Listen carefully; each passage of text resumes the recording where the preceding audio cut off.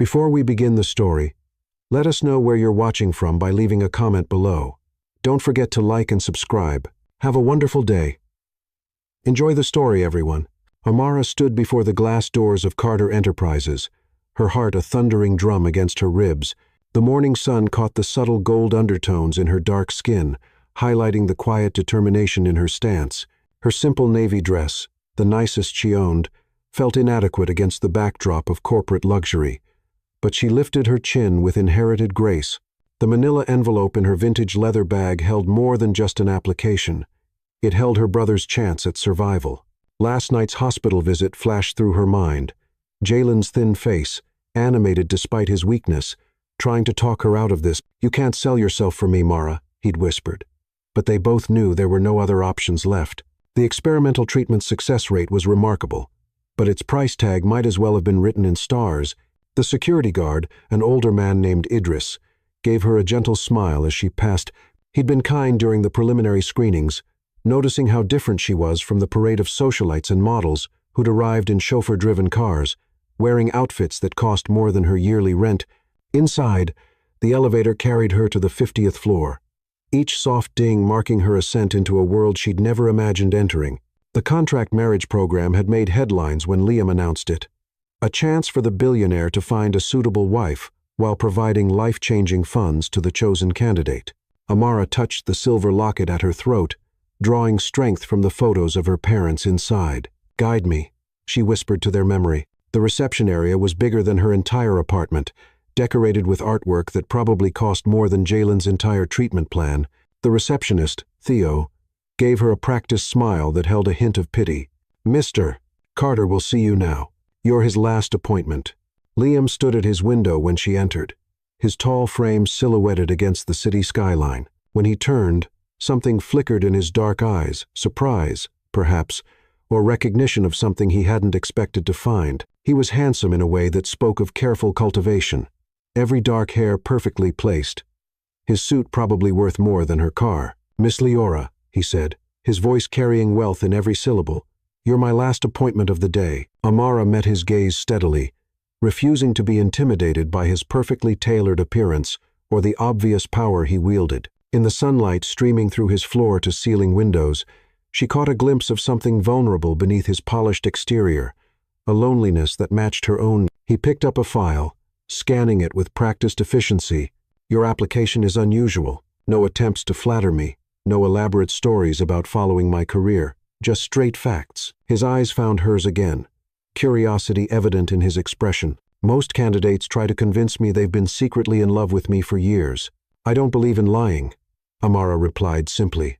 "Not even for $5 million. Liam's eyebrows rose slightly. He moved around his desk, studying her with an intensity that made her skin prickle. "Even when the truth might cost you everything?" Especially then, Amara's voice carried the strength her mother had always praised, gentle but unshakable. "My parents taught me that truth is all we really have in this world. Everything else can be taken away." Something shifted in Liam's expression at the mention of parents. He'd done his research, knew about the drunk driver, the rainy Tuesday evening that had left Amara and Jalen alone in the world. But seeing the quiet grace with which she carried that loss stirred something in him. "Tell me about your brother," he said suddenly, surprising himself with the request. Amara's composure softened slightly at the mention of Jalen. "He's 19, brilliant, accepted to 3 Ivy League schools before he got sick." She swallowed hard, pushing back emotion. "The experimental treatment he needs isn't covered by insurance.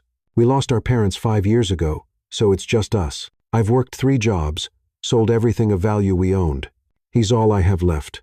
Liam found himself moving closer, drawn by the quiet strength in her voice. For the first time in years, someone in his office was speaking to him as a person, not a prize to be won or a power to be courted. "And you're willing to marry a complete stranger to save him?" "I'm willing to do anything to save him," Amara corrected, her dark eyes meeting his with unflinching honesty. "The question is whether you're willing to choose someone who won't pretend to worship you." For the first time in years, Liam felt something stir in his carefully controlled heart. This woman, with her simple dress and complicated truth, had cut through all his defenses with a single conversation. "Most people in this office are afraid to speak to me so directly," he observed, a ghost of a smile playing at his lips. "I'm not most people, Mr. Carter, and I'm not afraid of you." Amara tilted her head slightly, studying him. "I think perhaps you're more afraid of yourself." The observation hit closer to home than he cared to admit. Their eyes met across the expensive carpet, and something electric passed between them. A recognition, perhaps, of kindred spirits hidden beneath their vastly different exteriors.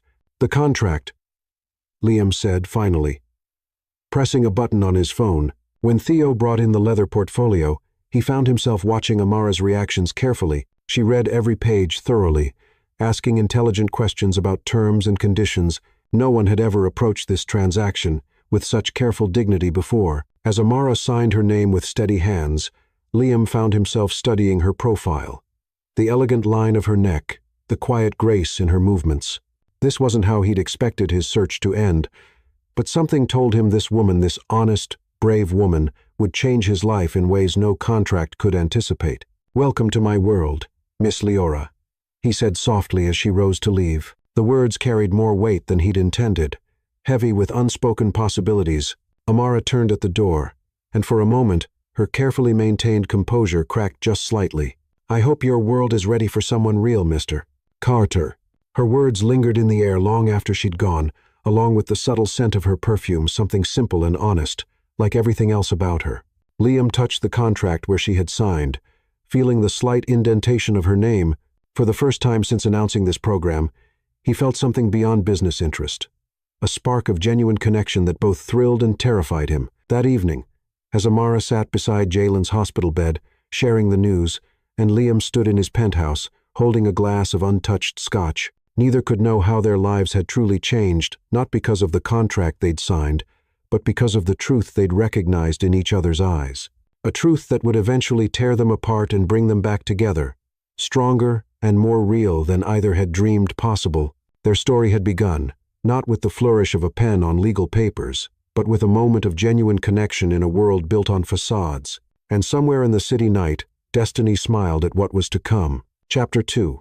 The Agreement. The rain painted silver streaks down the windows of Carter Enterprises, turning the city into a watercolor of grays and muted lights. Amara sat in Liam's office for the second time, exactly 1 week after their first meeting. Everything about this moment felt weighted with significance. The heavy leather portfolio containing their final contract, the silence broken only by distant thunder, the way Liam stood by the window with his suit jacket off and sleeves rolled up, showing the first crack in his perfect facade. "The PR team has prepared a complete narrative," he said, not turning from the window. His reflection ghosted against the stormy backdrop, and Amara caught a glimpse of uncertainty in his expression. "They want to position this as a fairy tale romance. The successful businessman who fell for the beautiful girl from a modest background. And what do you want, Mr. Carter?" Amara's fingers found her mother's locket, drawing strength from its familiar contours. Liam turned then, and something in his carefully controlled expression shifted. "What I want hasn't mattered for a very long time." He moved to his desk, lifting a crystal tumbler of amber liquid but not drinking. "This is business, isn't it?" Amara stood, drawn to the window beside him. "Tell me something, Mr. Carter. Why did you choose me?" The truth this time. Their eyes met in the window's reflection. "Because you're the only one who didn't try to sell me a fantasy," he admitted softly. "You came here with truth, even knowing it might cost you everything." Amara studied his profile, seeing past the polished exterior to something vulnerable beneath. "Your father taught you that truth was dangerous, didn't he?" Liam's head snapped toward her, eyes narrowing. She knew she was treading dangerous ground. Her research had revealed the scandal of his childhood, how his father had abandoned the family for a young artist, leaving Liam and his mother to rebuild from betrayal's ashes. "You've done your homework," he said tightly. "As have you." Amara turned to face him fully. "You know about my parents' accident, about working 3 jobs through college, about selling everything to help Jalen, about the community art classes I taught until his condition worsened." A muscle ticked in Liam's jaw. The background check was thorough. "Then, you know exactly who you're getting, Mr. Carter. No pretenses, no fairy tales, just a woman who will do anything to save her brother." The contract lay between them on his desk, its pages heavy with implications. Liam opened it carefully, each movement precise. $5 million transferred immediately for your brother's treatment.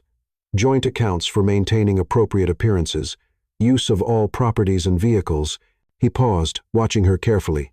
The contract term is 2 years. After that, an amicable divorce and an additional $3 million settlement, assuming I play my part perfectly, Amara added quietly. Yes. Liam's fingers drummed once on the leather folder, the only tell of nervous energy he'd shown. There's also the matter of physical expectations. Heat rose in Amara's cheeks, but she kept her voice steady. I read the preliminary contract. I understand what's required. Liam, he said suddenly, what if we're going to be married? Even for show. You should call me Liam. He spread the documents with careful precision. At least in private, Amara watched his hands move across the papers, noting how they trembled slightly despite their manicured appearance. This man, who controlled vast business empires and moved millions with a signature, was nervous about their contract marriage. Why me? She asked again. The truth, Liam.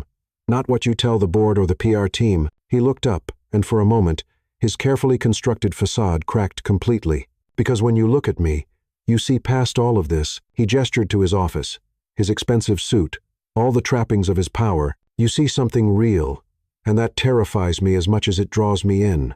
The admission hung between them, delicate as spider silk and just as fragile. Thunder rolled outside, nature's punctuation to his moment of honesty. I need to see my brother, Amara said softly. Before we sign, one last time as just his sister, not Mrs. Liam Carter. Something softened in Liam's expression. Without a word, he pressed a button on his phone. Bring the car around, he ordered, and clear my afternoon. The drive to the hospital was quiet, the rain creating a cocoon of privacy in the luxury car's interior. Amara felt Liam watching her as she stared out the window, his gaze carrying questions he hadn't yet learned to ask. Jalen was awake when they arrived, his thin face lighting up at the sight of his sister, Mara. Then he noticed Liam, and his smile faltered slightly. Mr. Carter, Liam said, surprising both siblings with the gentleness in his tone. Please, call me Liam. We're going to be family, after all. Amara touched her brother's hand, noting how fragile it felt in hers. The contracts are ready, she said softly. The treatment can begin immediately after the signing. Mara, you don't have to, Jalen began, but she squeezed his hand. Yes, I do. You're all I have left of our family. I'd do anything for you. Liam stood slightly apart, watching the siblings with an expression Amara couldn't quite read. When Jalen's nurse came in to check his vitals, Liam stepped closer to the bed. The treatment has a 90% success rate, he said quietly. I've had my medical team review everything. They'll oversee your care personally. Jalen studied the billionaire carefully. Why are you really doing this? What do you get out of marrying my sister? Jalen, Amara protested. But Liam held up a hand. It's a fair question. He met Jalen's chaza steadily. The truth? I don't know anymore. I started this program for business reasons, public image, board pressure, social expectations. But your sister? He glanced at Amara, something vulnerable flickering in his eyes. She makes me want to be more than a collection of business decisions. The honesty in his voice surprised them all. Jalen's expression softened slightly. Just don't hurt her, he said finally. She's been through enough. Back in Liam's office, the contract waited. Amara read every page carefully, asking questions about unclear clauses, noting the precise requirements for their public life together. When they reached the section about physical intimacy, she forced herself to read it as clinically as possible. We'll need to be convincing, Liam said softly. The media will be watching closely. Amara nodded, signing her initials at the bottom of the page. I understand. The wedding will be in 2 weeks, he continued. My PR team will handle everything. They're already crafting our love story. 2 weeks? Amara looked up, startled. That's very quick. Time is crucial for Jalen's treatment, Liam reminded her. Then more quietly, and the board is pushing for this to happen before the next shareholders' meeting. Of course, business first. Amara signed another page, her signature flowing across the expensive paper, but when she reached for the final page, Liam caught her hand. Wait, he said softly. Before you sign this last page, I need you to know something. Amara looked up, caught by the intensity in his gaze. This started as business, he continued, still holding her hand, but something changed the moment you walked into my office with your honest eyes and uncompromising truth. I don't know what this is becoming, but... He took a deep breath. I promise to try to be worthy of your honesty. Amara felt tears prick her eyes at the unexpected sincerity in his voice. And I promise, she whispered, to help you remember how to be real. The final signature felt heavier than the others, more permanent somehow. As Amara set down the pen, Liam did something completely unexpected. He reached out and touched her locket gently. "Tell me about them," he said softly.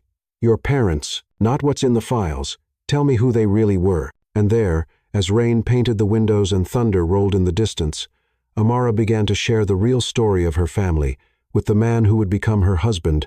Neither of them could know it then. But this moment of genuine connection would prove stronger than any contract they'd just signed. Their agreement was sealed, not just in ink and legal terms, but in the first tentative steps towards something neither had expected to find. A chance at genuine love, in a world built on appearances. Chapter 3. The Wedding. The bridal suite of the Grand Plaza Hotel was larger than Amara's entire apartment. Sunlight streamed through floor-to-ceiling windows, casting golden light across racks of designer dresses and tables laden with makeup and hair products. 2 weeks had passed in a whirlwind of preparations, and now the day had arrived. Her wedding day. Amara stood before a triple mirror, barely recognizing herself. The wedding dress was a masterpiece of French couture, its price tag more than she'd earned in the past 5 years combined. Layers of silk and delicate lace hugged her curves before flowing into a cathedral train, crystals catching the light with every movement. Her dark skin glowed against the pristine white, and her natural hair had been styled into an elegant updo with a diamond-studded tiara that probably cost more than a small house. "You look absolutely perfect," gushed Theo, who had somehow transformed from Liam's cool receptionist into an enthusiastic wedding coordinator. "The press will go crazy for this. It's exactly the fairy tale they want to see." Amara touched her mother's silver locket, now nestled beneath layers of expensive fabric. It was the only piece of her real life she'd been allowed to wear. Everything else had been carefully selected by Liam's PR team to craft the perfect image. 5 minutes until the photography team arrives, announced Celine, one of the PR specialists. Checking her tablet, "Remember, Amara, soft smiles, dreamy looks, like you can't believe your luck in marrying Liam Carter." "I think she can manage that without coaching," came a familiar voice from the doorway. Jalen sat in his wheelchair, looking better than he had in months. The first round of treatment had already begun to show results, bringing color back to his cheeks and strength to his voice. Amara turned to her brother, careful of the dress's delicate train. "You should be resting," she chided gently, "and miss seeing my sister become Mrs. Liam Carter. Not a chance." Jalen wheeled closer, his hospital bracelet incongruous against his custom-tailored suit. "Mom and Dad would be so proud of you, Mara." "Would they?" Amara whispered, low enough that only Jalen could hear. "Proud that I'm marrying for money?" "Proud that you're willing to do anything to save your family," Jalen corrected firmly. "Just like they taught us." A knock at the door interrupted them. The photography team swarmed in, led by a famous fashion photographer who'd shot for Vogue and now commanded prices that could feed a small country. Amara straightened her spine, remembering all the coaching sessions on how to pose, how to smile, how to look like a woman madly in love. The next hour passed in a blur of camera flashes and directions. "Chin up, slightly turn to the left. Think about your first kiss with Liam Perfect." Amara followed every instruction mechanically, playing her part in this elaborate production. Meanwhile, in another suite of the hotel, Liam stood at a window, looking out over the city he'd helped shape. His bespoke tuxedo, hand-tailored in Italy, fit him perfectly, every detail of his appearance crafted for maximum impact. The precise trim of his hair, the subtle cologne, the platinum cufflinks engraved with his family crest.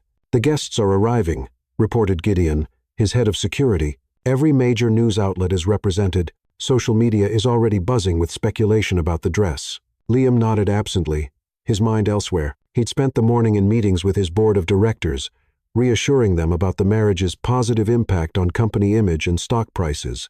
Everything was proceeding according to plan, so why did he feel so unsettled? The door opened again, admitting his mother, Celeste Carter. She was the picture of aristocratic elegance in a designer suit that perfectly matched her silver hair. "Darling," she said, crossing the room to adjust his already perfect tie. "Are you certain about this?" "The board approves," Liam replied automatically. "The PR team says it's perfect timing with the new Asian expansion." "That's not what I asked." Celeste's fingers stilled on his tie. "This girl, Amara, she's different from your usual circle." Liam met his mother's concerned gaze in the mirror. "That's precisely why I chose her. Because she's honest," Celeste's tone was knowing, "or because she's as damaged by her past as you are by yours? I've seen how you look at her, Liam, when you think no one's watching. This may have started as a business arrangement, but be careful. Hearts don't always follow contracts.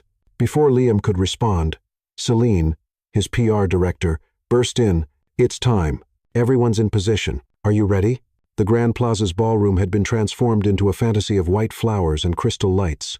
500 guests filled the gilded chairs, business leaders, politicians, celebrities, all carefully selected for maximum media impact. Television cameras lined the back wall, broadcasting live to millions of viewers who'd been captivated by the whirlwind romance of Liam Carter and his mysterious bride. Amara stood at the entrance, her heart thundering beneath layers of silk and lace. The music began not the traditional wedding march, but a string quartet's arrangement of L'amour rose, part of the carefully crafted French romance theme. Ready?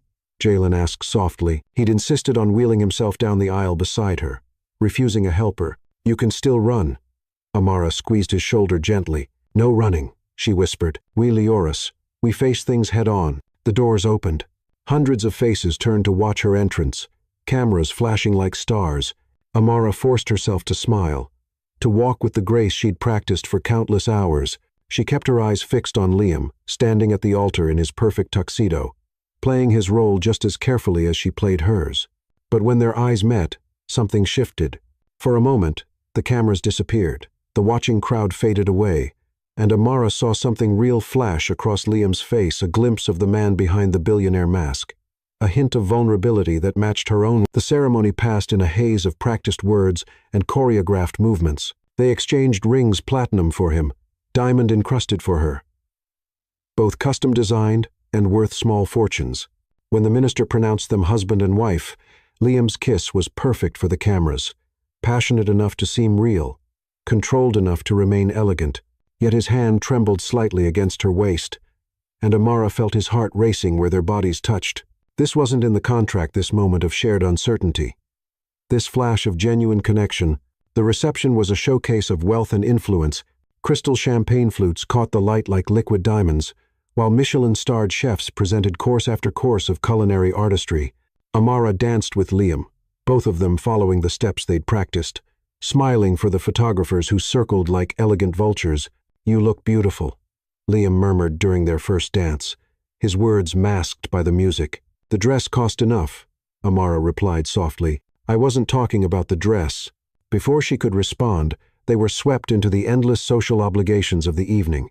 Amara played her part perfectly, laughing at the right moments, touching Liam's arm with practiced affection, charming his business associates with her natural grace, carefully coached over hours of etiquette training. Late in the evening, she found a moment alone on a balcony, breathing in the night air. The city stretched below, a tapestry of lights and shadows. Her new life, hiding from our guests? Liam's voice came from behind her. Taking a moment to remember who I am, Amara corrected, not turning around. Before I disappear completely into this fantasy we've created. She felt him move closer, his presence warm in the cool night air. And who are you? Amara Carter. The new name sent a shiver through her. I'm still figuring that out, she admitted. Liam was quiet for a long moment. Then, surprising her, he reached out and touched her locket. Keep this part of yourself, he said softly. No matter what happens in there, no matter what the contract says, keep your truth. Before Amara could respond, Celine appeared at the doorway. Mr. Carter, the governor is asking for you. And Amara, darling, the cake cutting is in 10 minutes. The moment shattered like crystal. Liam's face smoothed back into its public mask, and Amara straightened her spine, ready to play her role again. But as they walked back into the reception, his hand found the small of her back, steadying her. The rest of the evening passed in a blur of cake and champagne, dancing and photographs, carefully orchestrated moments for the press to capture. When they finally left, rice and rose petals raining down around them, the waiting Rolls-Royce whisked them away to Liam's penthouse, their home now, according to the contract. In the elevator, surrounded by mirrors that reflected them infinitely, Amara caught Liam watching her. Having second thoughts? She asked quietly. About the contract? No. His voice was equally soft. About other things. Maybe. The elevator doors opened directly into the penthouse, a space of marble and glass with views that made Amara's heart stop. But it was the small detail that caught her eye first. A framed photo of her parents, placed carefully on a side table. I had it restored from the digital copy in your file, Liam said, watching her reaction. I thought you should have something of them here. Amara touched the frame gently, emotion tightening her throat. It was such an unexpectedly thoughtful gesture from a man who supposedly cared only about business. Thank you, she whispered. Liam loosened his tie, some of his rigid control falling away now that they were alone. Your brother's first treatment went well today. The doctors are optimistic. Yes. Amara turned to him, really looking at him for the first time since the ceremony. Thank you for that, too. For everything. Something passed between them then. Something neither of them was ready to name. Liam took a step closer, then stopped himself. You must be tired. Your room is through there. The blue suite. Everything you need should be unpacked already. Amara nodded, understanding his retreat. This was safer, keeping to the contract's clear lines, but as she turned toward her room, he spoke again. Amara. She paused, looking back at him. Welcome home. The words hung in the air between them, heavy with possibilities neither of them had anticipated. Amara smiled slightly. A real smile this time, not the one she'd practiced for the cameras. Good night, Liam. In her new room, surrounded by more luxury than she'd ever imagined, Amara finally let her carefully maintained composure crack. She sat at the vanity, slowly removing the diamonds from her hair, wiping away the professional makeup, unzipping the couture dress. Under everything, her mother's locket still rested against her heart. She opened it, looking at the smiling faces of her parents. I hope you understand, she whispered to their photos. I hope you know I'm trying to do the right thing. But as she got ready for bed in this strange new place, Amara couldn't shake the feeling that the right thing was becoming more complicated by the moment. And Liam, she was beginning to realize, was far more complex than the cold businessman she'd agreed to marry. The contract had been signed. The show performed perfectly, but something else had begun that day. Something unplanned and potentially dangerous. Something real. Chapter 4. The First Night. Dawn crept over the city skyline as Amara stood at the floor-to-ceiling windows of the penthouse's main living room. Her first morning as Mrs. Liam Carter. The thought felt strange, like a coat that didn't quite fit. She'd woken early, unable to sleep in the massive bed with its silk sheets and cloud-soft mattress, everything too perfect, too foreign. The sound of footsteps made her turn. Liam emerged from his room, already dressed in a perfectly tailored charcoal suit, his tie a subtle shade of blue that probably cost more than a month's rent at her old apartment. He paused when he saw her, something flickering in his eyes before his usual mask of control settled into place. You're up early, he said, his voice softer than usual in the quiet morning light. Amara gestured to the sunrise, painting the sky in shades of pink and gold. Couldn't miss this view. Liam moved to stand beside her, careful to maintain a professional distance. The view was what sold me on this place. That, and the privacy no other buildings can see in. Always thinking of image control, Amara observed. But there was no bite in her words. Liam's reflection in the window showed a brief smile. Always. He hesitated, then added, I had something prepared for you. For last night, actually. But you seemed tired after the reception. Amara turned to him, curious. Liam wasn't known for spontaneous gestures that weren't calculated for public consumption. He led her to the other side of the penthouse, to a set of double doors she hadn't noticed the night before. Close your eyes, he said, and something in his tone made her comply without question. She heard the doors open, felt him guide her forward with a gentle hand at her elbow. The air changed, becoming warmer, filled with a familiar scent she couldn't quite place. Now look. Amara opened her eyes and gasped. The room before her had been transformed into a scene from an old movie. Soft lighting came from vintage crystal chandeliers, casting a warm glow over furnishings that could have come straight from the 1952nd. A record player in the corner played Ella Fitzgerald's Dream, A Little Dream of Me on vinyl, the sound rich and authentic. Rose petals were scattered across antique linen-covered surfaces, and candles flickered in Art Deco holders. You mentioned loving old films, Liam said quietly from behind her, especially the romance and elegance of the 1952nd. I thought, for our first night as husband and wife, even if it's just for show, you deserved something special, something real. Amara turned to him, truly surprised for the first time since this arrangement began. You remembered that? I only mentioned it once, during the contract negotiations. I listen, Liam replied simply, even when I pretend not to. He stepped further into the room, his modern suit incongruous against the vintage setting. I had everything sourced authentically. The furniture, the record player, Even the champagne glasses. He gestured to a small bar cart that looked like it belonged in Casablanca. The only modern touches are the roses. I wasn't sure if you had allergies. Amara moved through the space, touching things gently. The silky smooth wood of a side table, the delicate lace of a tablecloth, the cool crystal of a champagne flute. This must have taken weeks to arrange. The moment you mentioned loving old films, actually, Liam looked almost embarrassed. I may have gotten carried away with the details. Why? Amara asked, turning to face him. This isn't for the press. No cameras. No audience. It's not part of the contract. Liam was quiet for a long moment, the candlelight softening his usually sharp features. Perhaps I wanted one real thing in this arrangement. One moment that wasn't calculated for public consumption or shareholder approval. The record finished, the soft scratch of the needle filling the silence between them. Without speaking, Liam moved to change it, selecting another vinyl from a carefully curated collection. The opening notes of The Way You Look Tonight filled the room. Dance with me, he asked, extending his hand. Amara hesitated only a moment before taking it. They danced at the wedding, of course, but that had been performed for the cameras. Every move choreographed and practiced. This was different. Liam drew her close, one hand resting lightly on her waist, the other holding hers with unexpected gentleness. They moved together naturally, as if they'd been dancing like this for years instead of hours. Where did you learn to really dance? Amara asked softly. Not the ballroom steps we practiced for the wedding. This kind of dancing. A shadow passed over Liam's face. My mother taught me after my father left. She was determined I would know all the social graces. We'd practice in the library of our old house.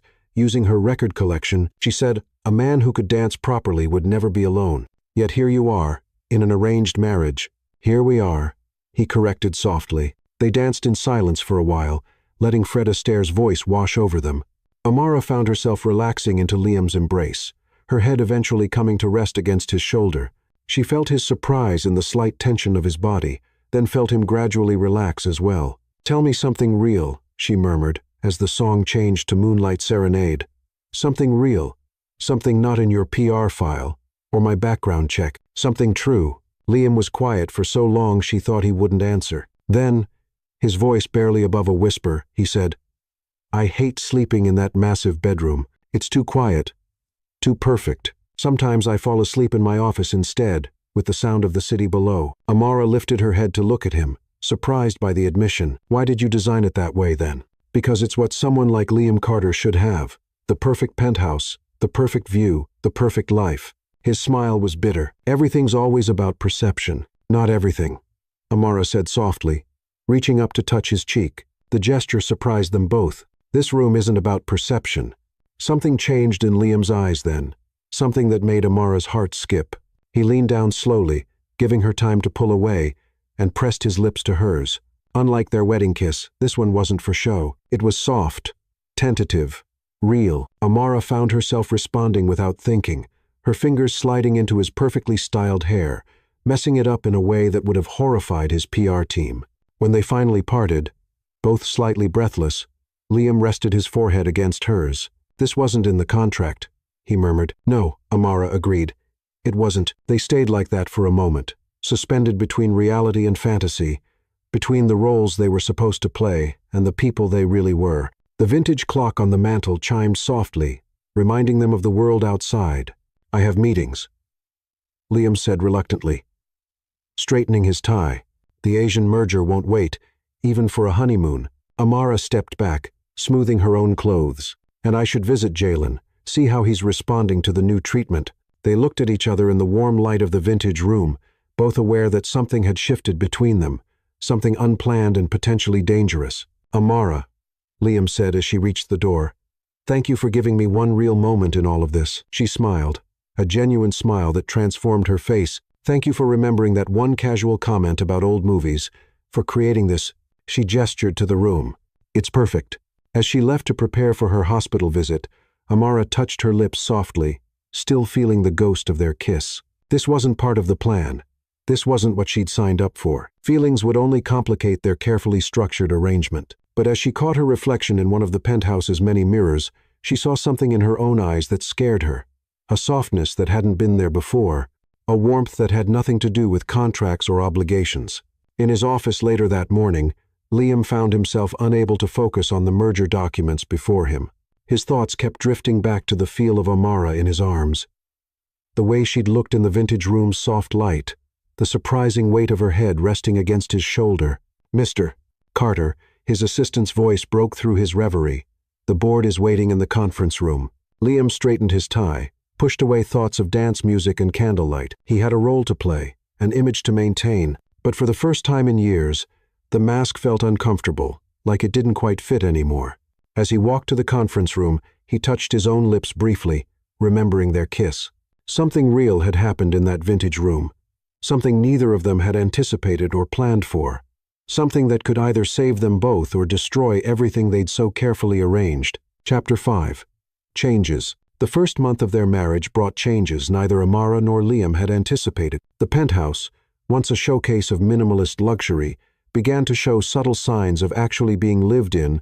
Amara's well-worn paperbacks appeared on sleek shelves, their creased spines a stark contrast to Liam's pristine first editions. A hand-knitted throw, a gift from one of her former elderly neighbors, draped over the designer sofa. Small touches of warmth infiltrated the sterile perfection, like wildflowers growing through cracks in concrete. Liam found himself lingering over breakfast, something he'd never done before. The morning sun would stream through the floor to ceiling windows, catching the gold undertones in Amara's skin as she read the newspaper, absently stirring honey into her tea. She'd taken to wearing simple cotton dresses around the penthouse, ignoring the closet full of designer clothes the PR team had selected. There was something about her natural grace that made even the simplest outfit look elegant. "You're staring again," Amara said one morning, not looking up from her paper. A smile played at the corners of her mouth. "You're wearing the blue dress," Liam replied, setting down his coffee. "The one you had before all this." Now she did look up, surprise flickering across her features. "You notice what I wear?" "I notice everything about you." The words hung between them, heavier than either had intended. Since their dance in the vintage room on their wedding night, something had shifted between them. Small moments of genuine connection kept breaking through their carefully maintained facade. "The board meeting is at 10, Amara said, changing the subject smoothly. She'd learned to read his schedule, to anticipate his days. "Will you be home for dinner?" Home. The word felt strange and right all at once. Liam adjusted his tie, a nervous gesture he'd never had before meeting her. "I should be, unless the Hong Kong delegates need more convincing about the merger." Amara nodded, returning to her paper, but as Liam stood to leave, she reached out and straightened his tie with practiced familiarity. Her fingers lingered for just a moment longer than necessary, and he caught a whiff of her subtle perfume, not the expensive French fragrance his PR team had selected, but something simpler, more her. "Amara," he said softly. "You've changed things." She looked up at him, her dark eyes questioning. "The penthouse?" "I know I should have asked before putting out the throw, but it gets cold in the evenings and—" "Not the penthouse," Liam interrupted gently. "Everything." Before she could respond, his phone buzzed with messages from his assistant, the outside world intruding as it always did. He left for the office, but her presence lingered with him, like a perfume. Later that day, Amara sat beside Jalen's hospital bed, watching as he worked through his physical therapy exercises. The experimental treatment was working better than anyone had hoped. Her brother's strength was returning, his color improving daily. "You're different," Jalen observed, taking a break between sets. "Happier, maybe." Amara busied herself adjusting his pillows. "The treatment's working." "Of course I'm happy. That's not what I mean." Jalen caught her hand, his grip stronger than it had been in months. "It's him, isn't it?" "Liam, it's complicated. Love usually is." Amara pulled her hand away. "This isn't love, Jalen. It's a contract, a business arrangement." "Really?" Her brother's smile was knowing. "Is that why you light up every time your phone buzzes with a text from him? Why you absent-mindedly touch that tie pin he gave you? Why you—" "Enough." Amara cut him off, but gently. "Focus on your exercises." But Jalen's words followed her throughout the day. She found herself in the vintage room Liam had created for their wedding night, which had somehow become her favorite place in the penthouse. She'd added her own touches here, too. Old photographs in antique frames, classic books loved enough to have broken spines, a quilt her mother had made that somehow worked perfectly with the 1952nd decor. The door opened behind her, and she knew without turning that it was Liam. She heard the heaviness in his footsteps. "Rough day?" she asked. "The merger's complicated. Cultural differences, time zones, egos. He loosened his tie, shedding his business persona like a heavy coat. But that's not what I want to talk about. Amara turned, taking in his appearance. His hair was slightly mussed, as if he'd been running his hands through it. A habit she'd noticed emerged only when he was truly stressed. What do you want to talk about? Us. The word hung in the air between them, weighted with possibility and danger. Amara's heart picked up speed, but she kept her voice steady. What about us? Liam moved closer. Close enough that she could smell his cologne mixing with the scent of coffee and long days at the office. This isn't what I expected, he said softly. The arrangement. You. His hand came up to cup her cheek, the gesture achingly gentle. You've changed everything, Amara. The way I see my home, my life, myself. Liam, she whispered, half warning, half plea. I know this isn't part of the contract, he continued. I know we agreed to keep things professional, to maintain appearances without letting it become real, but instead of answering, he kissed her. Unlike their wedding kiss, unlike even their first real kiss in this room, this one held nothing back. Amara found herself responding with equal fervor, her fingers tangling in his expensive shirt, wrinkling the pristine fabric. When they finally parted, both breathing heavily, Liam rested his forehead against hers. I'm breaking all my own rules, he murmured. Rules are meant to be broken, Amara replied. Surprising herself with the boldness of the statement, he laughed softly, the sound rich and real. Who are you? And what have you done with the practical woman who told me she didn't believe in fairy tales? Maybe she's learning that some tales are worth believing in. They stayed like that for a moment, suspended between reality and possibility. Then Liam's phone buzzed. It always did, and the spell broke. Hong Kong, he sighed, checking the message. Go, Amara said softly. Be Liam Carter, business titan. I'll be here when you're done. He kissed her again, quickly but with feeling. Before heading to his home office for the video call, Amara watched him go, her heart racing with emotions she hadn't planned for. Later that night, as they sat down to dinner, something they'd begun doing regularly, another change neither had anticipated. Amara noticed little things about Liam.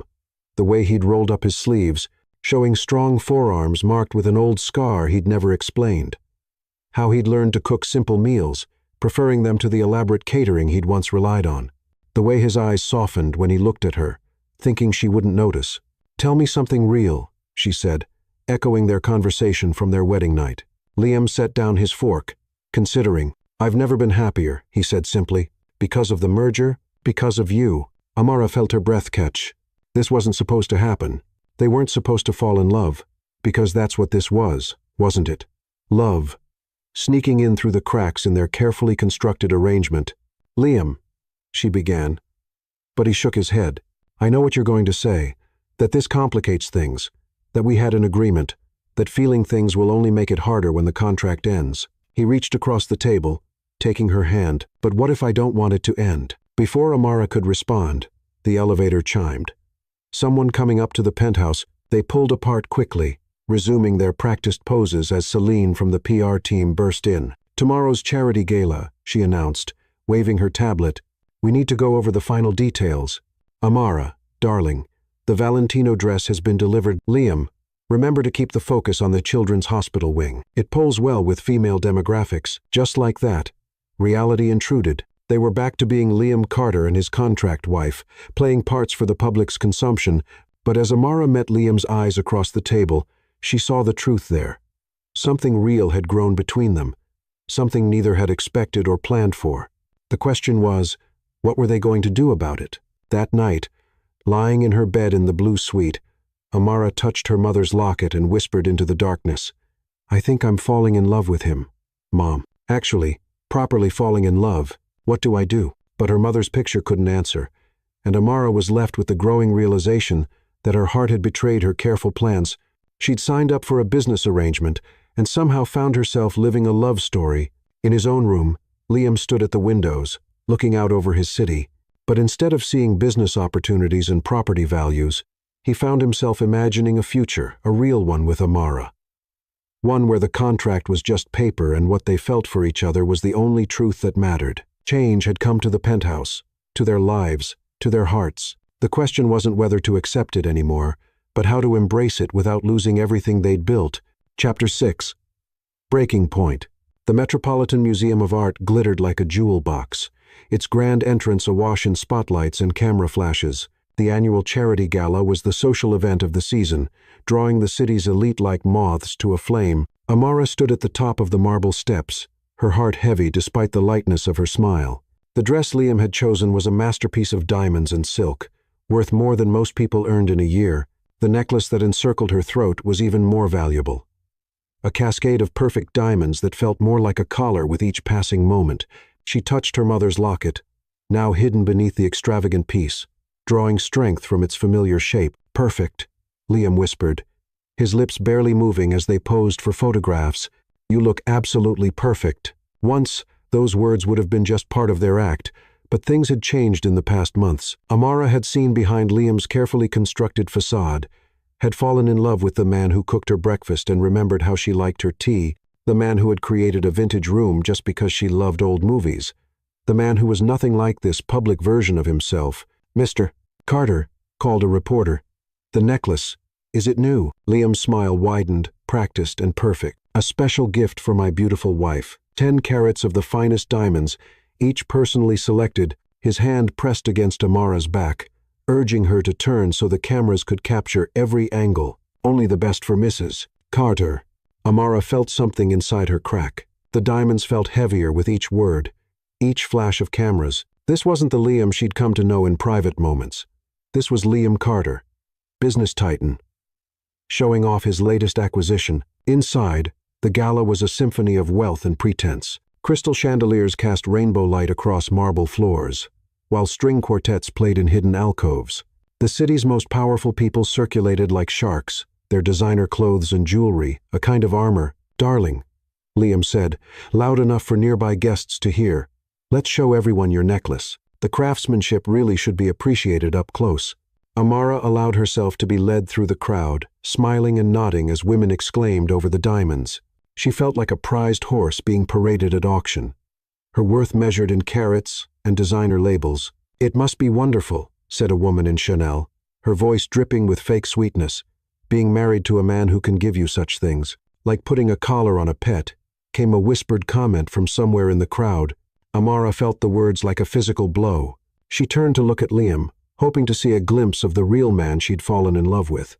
But he was deep in his public persona, bragging about the necklace's unique setting and astronomical cost. "Excuse me," Amara murmured, her voice steady despite the trembling in her hands. "I need some air." She made her way to a quiet balcony, her heels clicking against marble floors that had seen centuries of society drama. The night air was cool against her skin, helping to clear her head. Below, the city stretched out like a carpet of lights, reminding her of quiet evenings in the penthouse when Liam would point out buildings he'd helped develop. "Amara," Liam's voice came from behind her. "The governor wants to meet you." "Of course he does," Amara said softly, not turning around. "Another powerful man to show off your expensive possession to." "What?" She heard him step closer. "Amara, what's wrong?" Now she did turn, meeting his confused gaze. "Do you even see what you're doing? What you've been doing all night?" "I'm showing off my beautiful wife," Liam said, but there was uncertainty in his tone.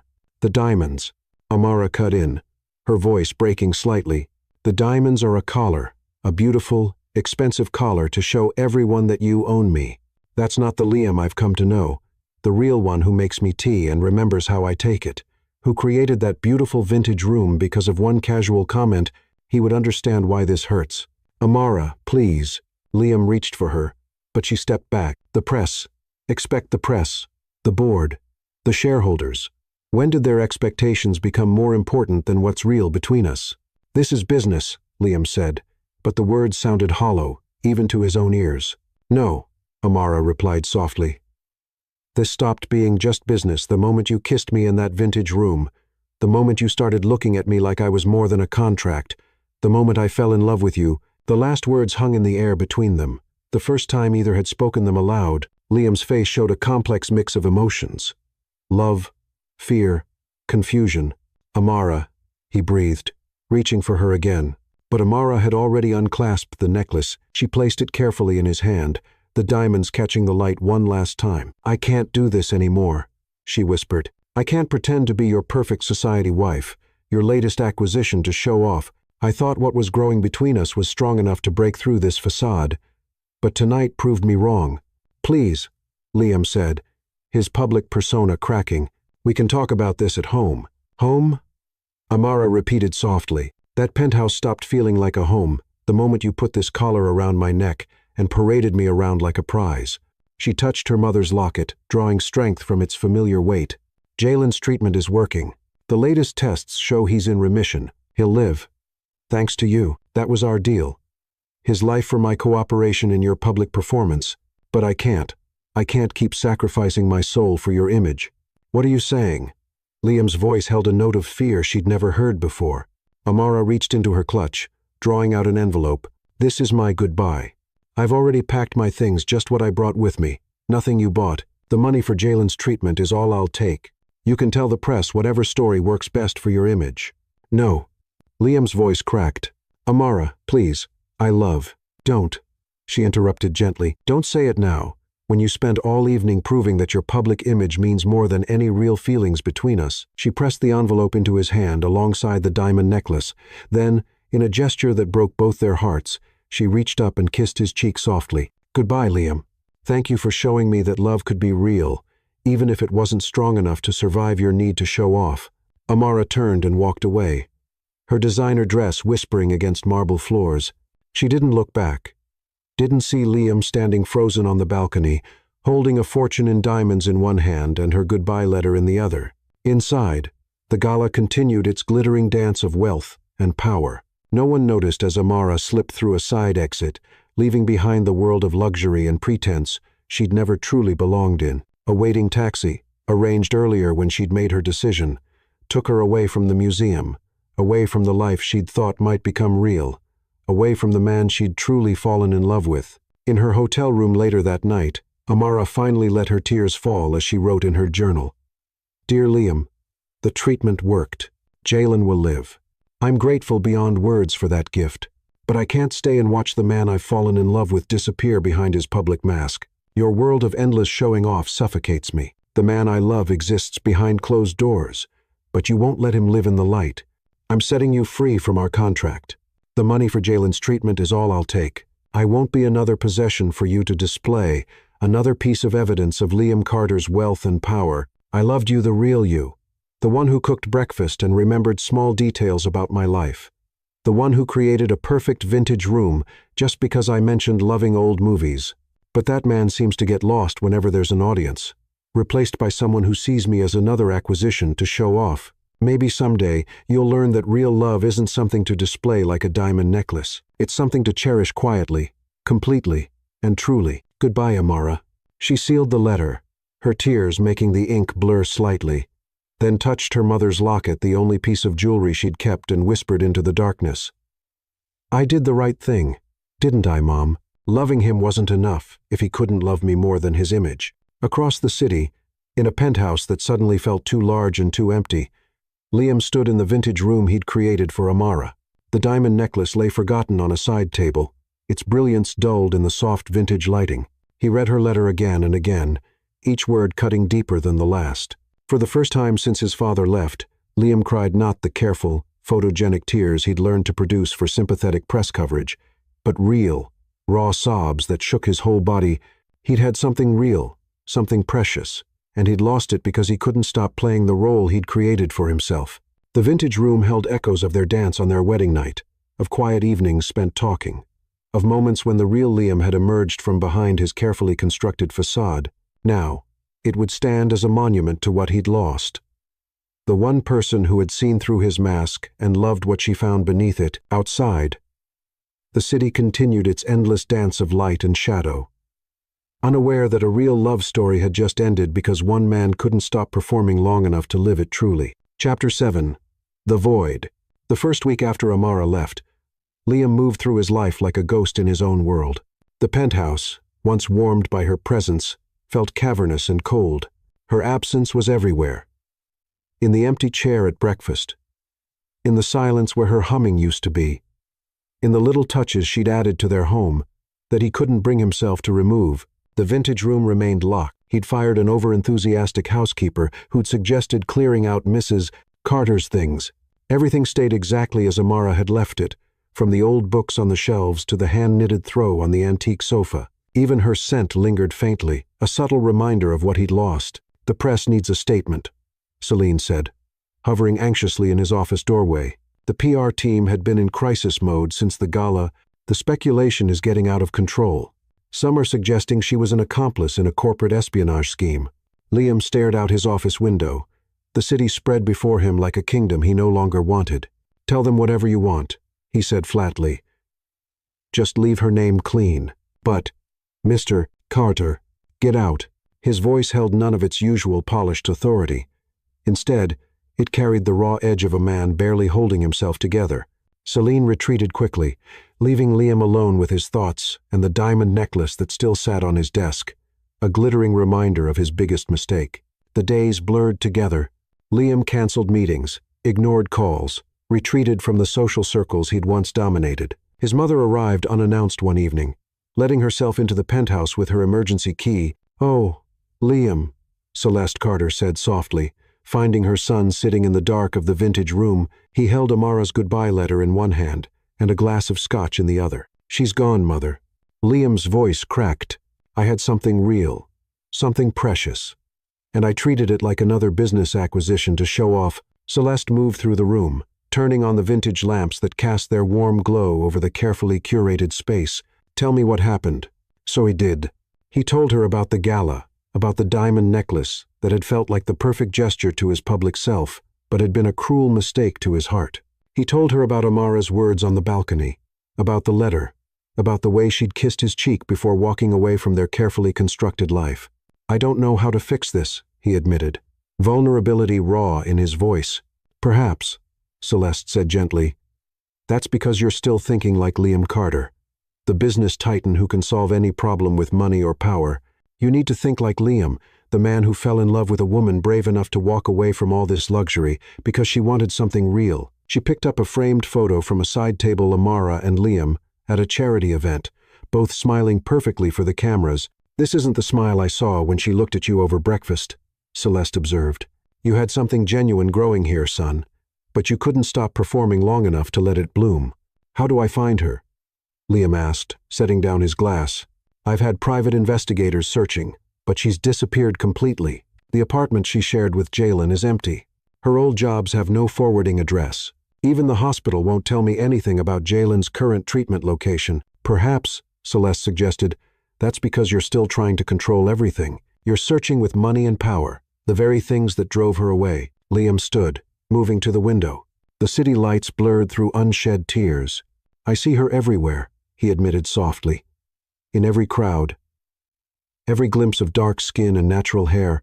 I keep thinking I hear her laugh in restaurants, keep turning to share jokes only she would understand." "You're in love with her," Celeste stated simply. "I am."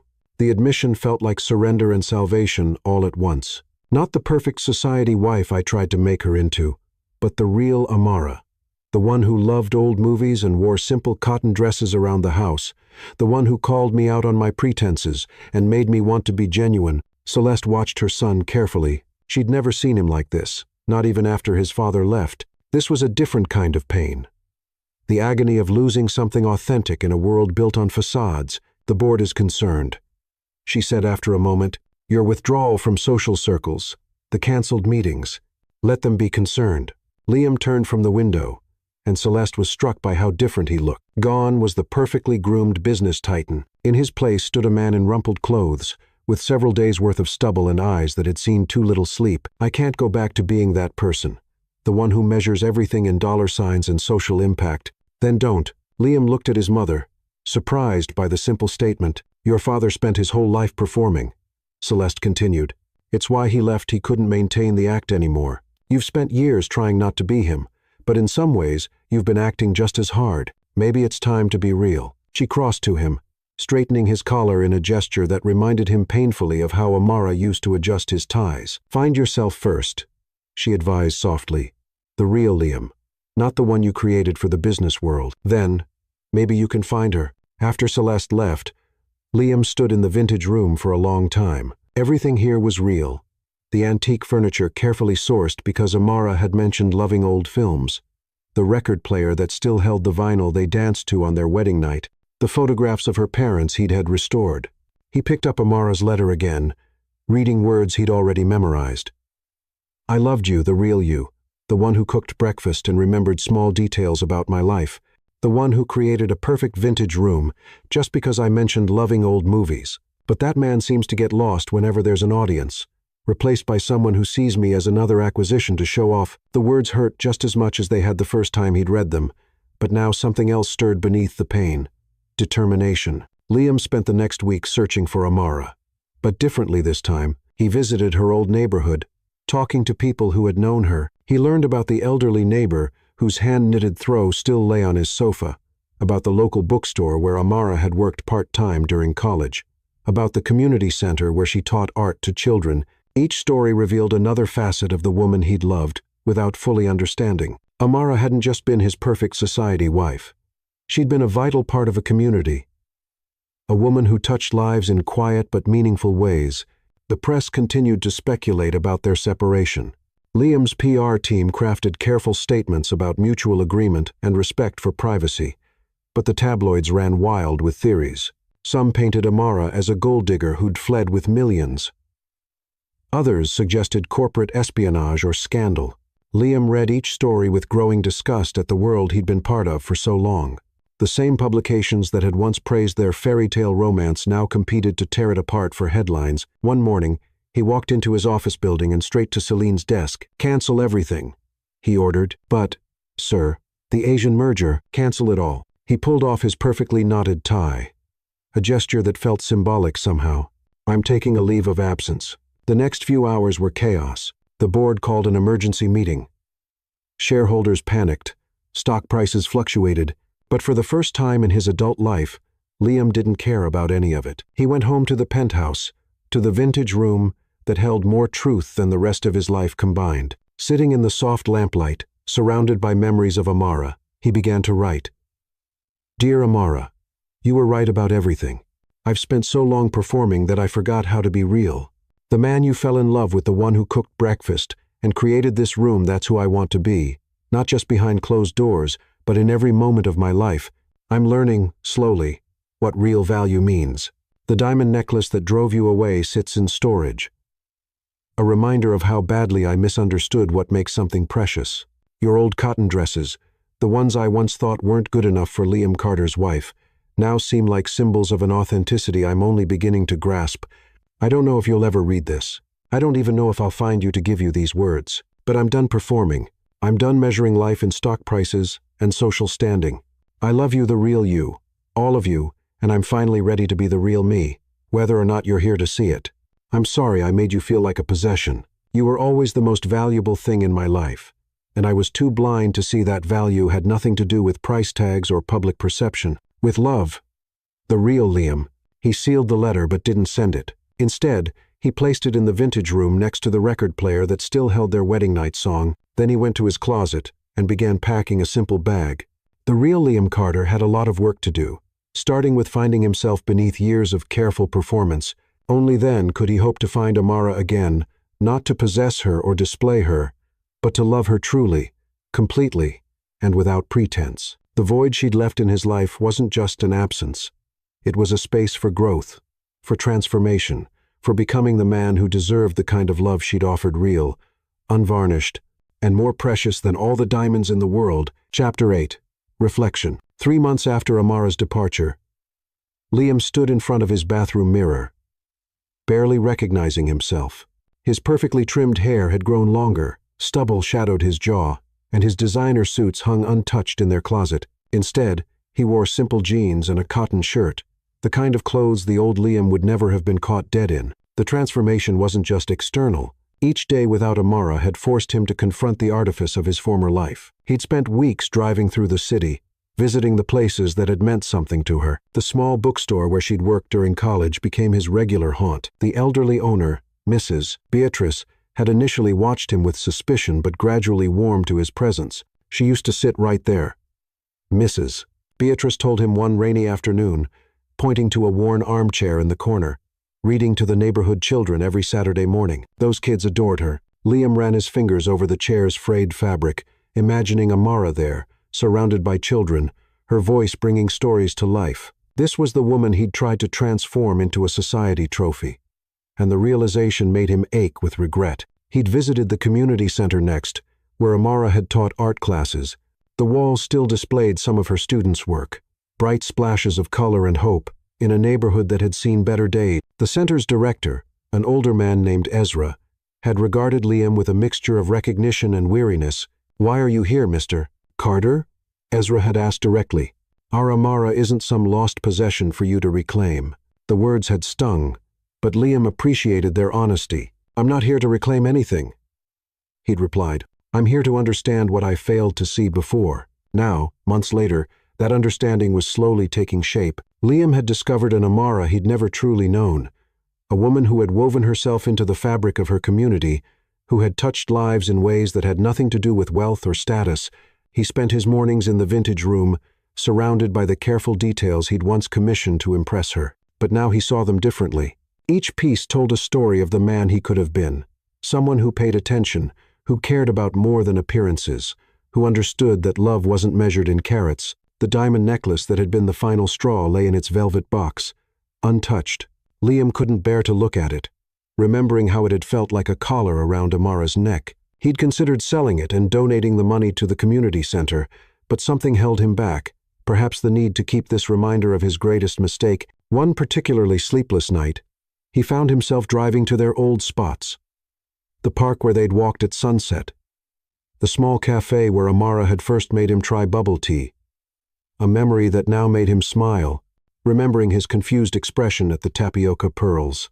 Each place held echoes of the real relationship that had grown beneath their contractual arrangement. He pulled up to the hospital where Jalen had received his treatment. The night staff recognized him.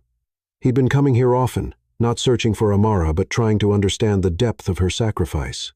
She used to sit there for hours. A young nurse named Theo, not his former receptionist, told him, pointing to a chair in the oncology ward's waiting room. Even after working 3 shifts at different jobs, she'd come and read to her brother, never letting him see how exhausted she was. Liam sat in that chair now, feeling its uncomfortable plastic dig into his back. Amara had spent countless hours here, worried about Jalen, while Liam had been in his luxury office, concerned about stock prices and public image. "Your mother was right," he said aloud to the empty waiting room. "I spent so long trying not to be my father that I became something just as false." The revelation had led to more changes. Liam had shocked his board of directors by announcing a complete restructuring of the Carter Foundation's charitable giving. Instead of the usual high-profile galas and publicity-friendly donations, he directed resources to community programs like the ones Amara had supported. His PR team had nearly had a collective heart attack when he'd shown up at the community center in jeans and work boots, helping to repair the aging building. Photos had leaked to the press. Of course, Liam Carter, billionaire, doing manual labor alongside local volunteers, but for once, he hadn't cared about the image. He'd cared about honoring Amara's legacy of quiet, meaningful work. The business world buzzed with speculation about his transformation.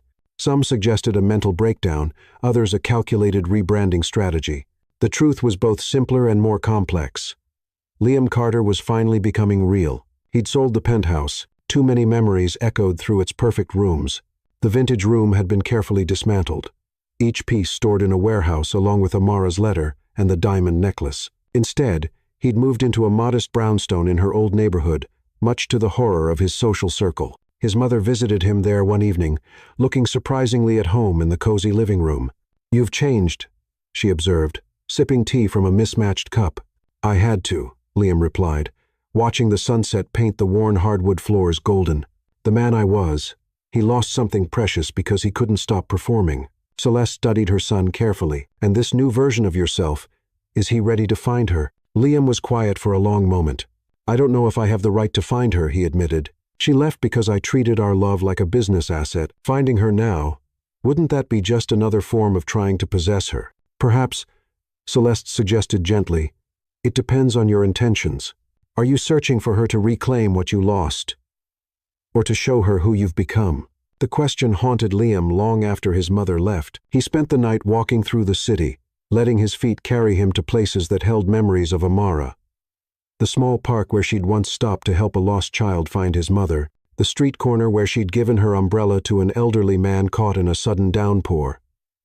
The bakery where she'd bought treats for the neighborhood kids, and never letting on that she was stretching her own tight budget to do so. Each story he'd discovered about her revealed the depth of what he'd failed to see when she was his wife. He'd been so focused on molding her into his perfect society spouse that he'd missed the perfect person she already was. Dawn found him at the bookstore again, helping Mrs. Beatrice set up for the day. As he arranged children's books in the reading corner, he found himself smiling at the worn spines and dog-eared pages.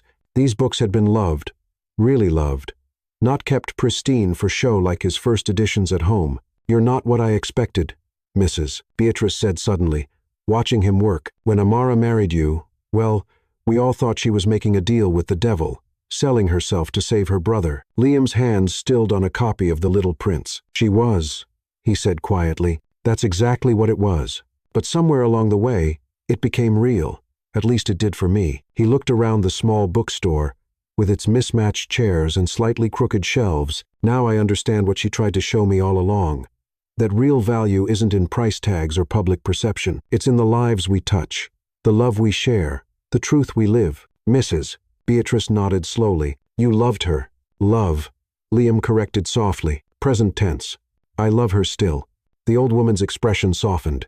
"Then perhaps you're finally becoming someone worthy of her love in return." That night, back in his brownstone, Liam sat down to write another letter he knew he might never send. "Dearest Amara, today I sat in your old chair at the bookstore, could imagining you reading to children who saw past wealth and status to love you for your heart. I helped fix a leaky roof at the community center, where your art students still talk about their amazing teacher. I walked the streets where you left quiet kindnesses like breadcrumbs, touching lives in ways I was too blind to see. I'm learning, slowly, what real value means. The diamond necklace that drove you away sits in storage, a reminder of how badly I misunderstood what makes something precious. Your old cotton dresses, the ones I once thought weren't good enough for Liam Carter's wife, now seem like symbols of an authenticity I'm only beginning to grasp. I don't know if I'll ever find you again. Perhaps I don't deserve to. But I want you to know that the man you glimpsed behind my careful facade, the one who cooked breakfast and created the vintage room, he's finally finding the courage to exist in daylight. You taught me that real love isn't something to display.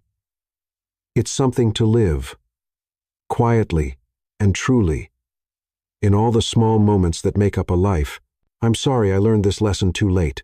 With endless love, Liam. He folded the letter carefully and added it to a growing collection. Words he wrote to Amara but never sent, tracking his journey from the man who had lost her to the person he was becoming. The next morning, he returned to the community center. There was a wall to paint, and somewhere in the work of making something beautiful in a humble place, he felt closer to understanding the woman who had walked away from his world of glitter and showed to return to what was real. As he painted, a small girl watched him curiously. "Are you really a billionaire?" she asked finally. Liam smiled, gesturing to his paint-splattered jeans. "I'm just someone trying to make things a little better," he replied, "like Amara used to do." The child's face lit up. "You knew Miss Amara? She taught me to draw butterflies." And there, in a child's simple joy at creating art, Liam finally understood completely what he had lost and what he needed to become if he ever hoped to find it again. The transformation of Liam Carter continued, not as a performance for public consumption, but as a genuine metamorphosis of the heart. Each day brought new lessons in authenticity, new opportunities to strip away the layers of pretense he'd built over years.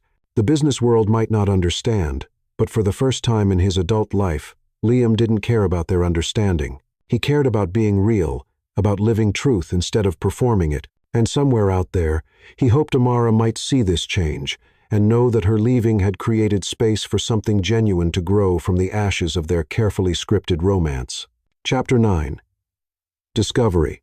Spring had turned to summer, and summer was fading into autumn, when Liam finally heard the words he'd been both longing for and dreading. "I know where she is, Mrs." Beatrice stood in her bookstore's doorway, watching him arrange new children's books on the shelves, a task he'd taken to doing every Tuesday morning. In the 6 months since Amara's departure, he'd become as much a fixture here as the worn armchair in the reading corner. "How?" Liam asked softly, his hand stilling on a copy of The Secret Garden. The elderly bookstore owner moved carefully to her usual chair, settling into its familiar embrace. "My niece works at a children's hospital in Cedar Grove, about 3 hours up the coast. She called me last night, all excited about their new art therapy program." She paused, watching Liam's face. Seems they have this wonderful teacher who wears a silver locket and tells the most amazing stories about her brother's recovery. Liam's heart thundered in his chest. He'd imagined finding Amara so many times, played out countless scenarios of their reunion.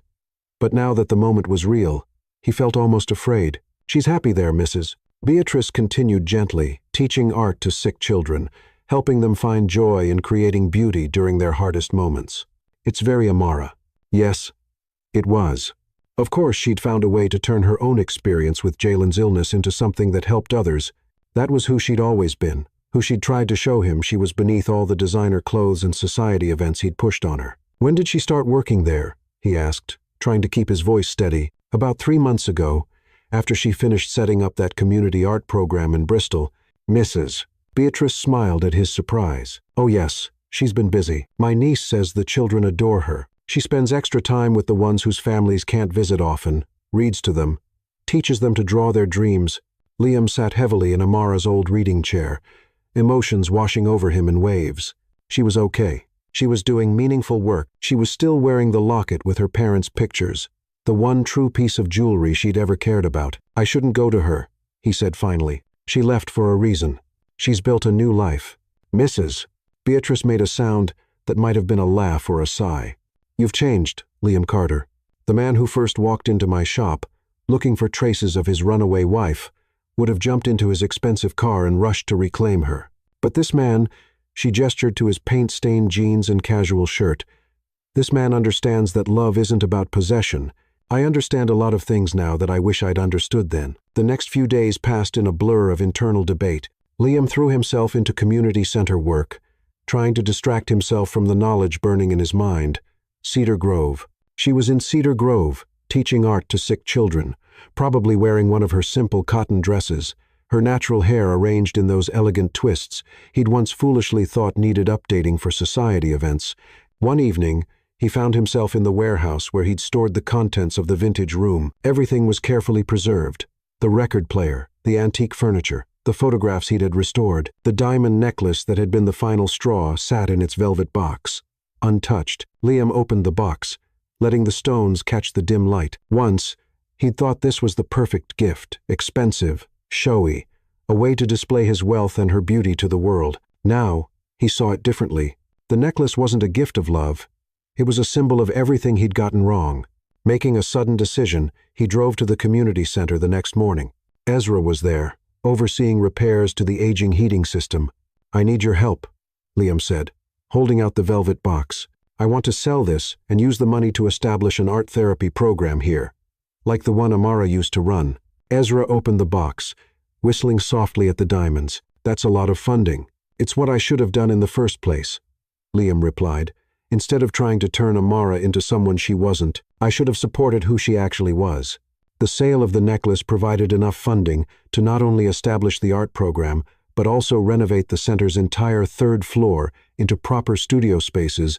Liam worked alongside the construction crew, learning to use tools he'd never touched before, getting blisters on hands that had once been perfectly manicured. A week after the sale, he received another piece of news that set his heart racing.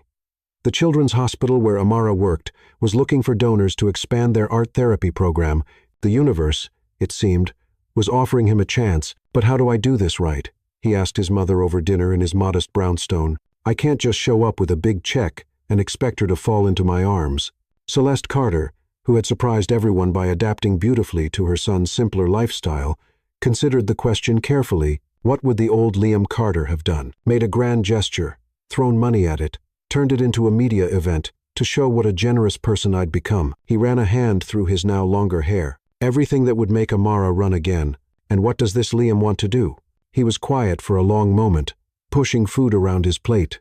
"I want to help because it's the right thing to do. Because those children deserve beautiful spaces to create in. And Amara deserves the resources to teach them properly. But I don't want her to feel obligated or pressured. I don't want it to be about me at all." Celeste reached across the table to squeeze his hand. "Then I think you have your answer." The next day, Liam had his lawyers set up an anonymous donation to the Children's Hospital's art therapy program. The money would provide everything they needed: supplies, equipment, dedicated space, but his name appeared nowhere in the paperwork. He also began making quiet inquiries about nearby properties. If there was any chance of reconnecting with Amara, he wanted to be close enough to prove his commitment to change wasn't temporary. He found a small house with good bones that needed work. Real work, not just cosmetic updates. "You're going to renovate it yourself?" his mother asked, surveying the peeling wallpaper and creaky floors. "With help," Liam admitted, "but yes, I want to create something real with my own hands, like Amara does with her art." As autumn painted the coast in brilliant colors, Liam divided his time between the community center in the city and his renovation project in Cedar Grove. He learned from local craftsmen, making mistakes and learning from them, gradually transforming the old house into something warm and welcoming. He didn't go to the hospital, not yet. Instead, he collected quiet news about Amara from Mrs. Beatrice's Niece. She was thriving in her work. The children were responding beautifully to her program.